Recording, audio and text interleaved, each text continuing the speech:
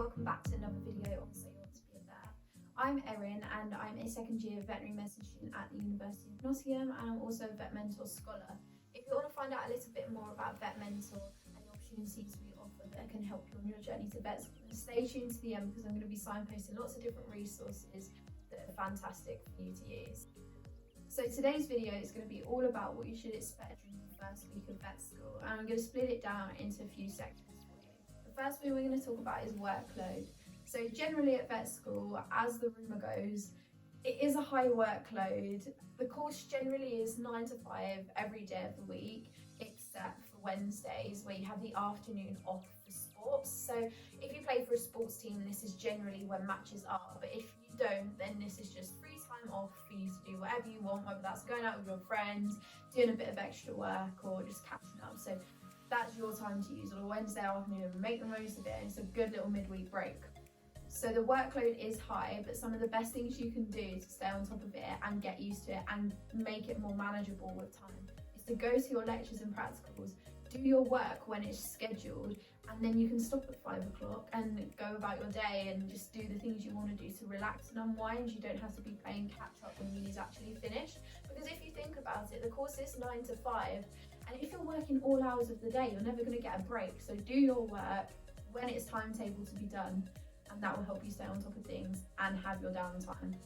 Another really helpful thing you can do to try and keep on top of this high workload is to use a schedule and use to-do lists to your advantage. You can write to-do lists, but if you actually tick things off, then you'll remember to keep on top of things. Otherwise, it's so difficult at vet school. There's so many little things to do here and there that you gradually do forget if you don't write it all down. So make the most of it, make a schedule, and don't make a schedule just for work time. Say on a Thursday night I'm going to go out with my friends, or I'm going to have a Saturday completely off and I'm going to catch up with like my family on the phone. Schedule in things that are actually going to make you take time off. So expect the course to be full on, expect it to take up a lot of time, but don't expect it to take up all of your time, because it will get more manageable, I absolutely promise. So the next thing you should expect, probably in the week after freshers, so not your initial first week at university, but your first week of proper vet school education, expect to have some lectures and practicals. So with lectures, don't expect it to be the same as teaching in the classroom at GCSE and A-level, because it's absolutely not. You kind of have to save your questions for the end. You can email your professors to ask your questions. I know at my university we have an online forum where we can ask professors questions and they'll get back to us. So there is the opportunity to ask, just not in the middle of a lecture as you would expect it to be in a classroom. Another thing to expect is to have some practicals, whether these with live animals down at the stables or the small holding, or with the dogs in the clinical skills centre. These could also be in dissection lab, or these could actually be in normal labs. Which practicals you have will depend on the way your university teaches the course. So I know in my first week we were doing ultrasounds, which was pretty crazy, because it's like, I'm at vet school and all of a sudden I have this ultrasound probe and now I'm going to try and find the heart. And expect to have that. Don't expect to be able to do everything in a practical straight away. Things do take time, they do take practice. So I did have this ultrasound probe and I was looking for the heart. Didn't necessarily find it first time, but with time and with practice I can. So don't expect to be able to do everything first time. If you can, that's great, but don't knock yourself for it if you can't.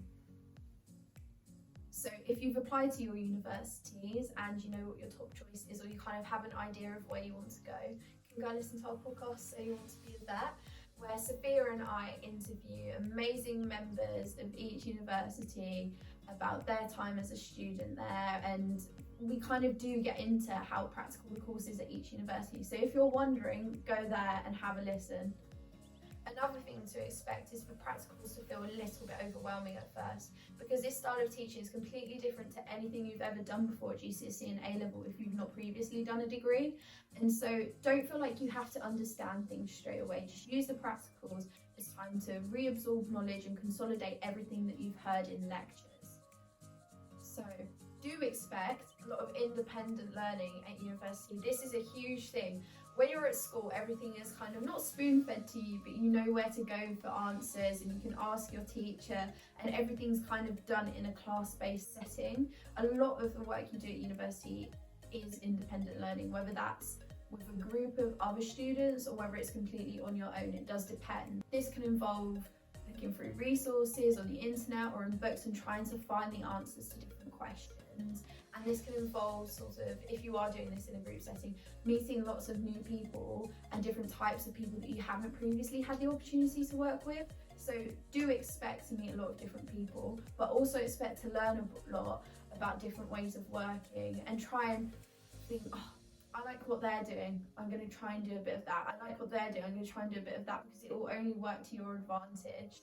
So one thing that I didn't expect at university that I want to tell you so that you do expect it is that you don't always get the answers to your independent learning sessions. So when you're at school, you kind of either self-assess and mark your own papers, or the teacher marks them for you, or you peer assess.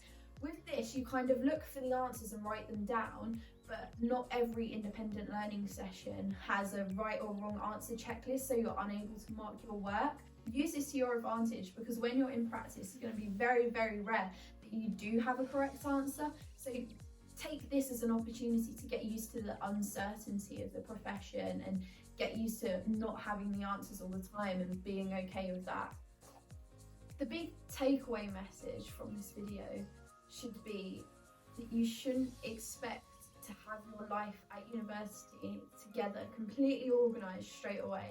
It will take time, because for most of you, you're going to be moving to a new place, meeting completely new people, learning to cook for the first time, learning how to clean and keep on top of your washing for the first time, and you're going to be completely independent and in charge of yourself, and how many nights you spend going out, how much time you have to spend doing work. It's all the first time everything is down to you. So don't expect to have it all together straight away. Don't expect to walk in and be like, oh, I have my life completely together, I know what I'm doing this day, because things come up and work happens and nights out happen, or watching a movie with your friends happens, and you have to get used to the spontaneity of living at uni. Like, there is a routine and you will fall into that, but don't expect to have it straight away, and that will be okay. Don't feel like you have to be a pro at university, or organising your time, or getting the right answers all the time. You're not going to have everything down right away. And I'm a second year, sometimes I still feel like I don't now, and that is absolutely fine, but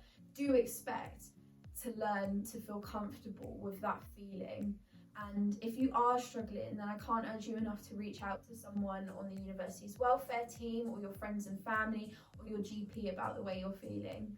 So on that note, thank you so much for watching this video, and I hope you find it helpful.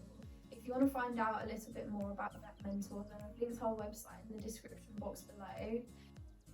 If you go and listen to our podcast, So You Want to Be a Vet, then we have a number of open pods and interviews with fantastic vets, and discussions between me and Sophia where we answer all of your questions about vet school. If you do want something discussed and you want some answers to some questions, then leave those in the comments below, and we'll try and answer them in some of our episodes.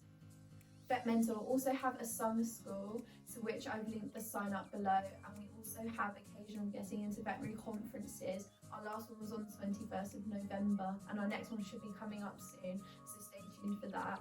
But if you follow our Instagram at Vet Mentor Family, then you'll find out when the next one will be, so that you can apply.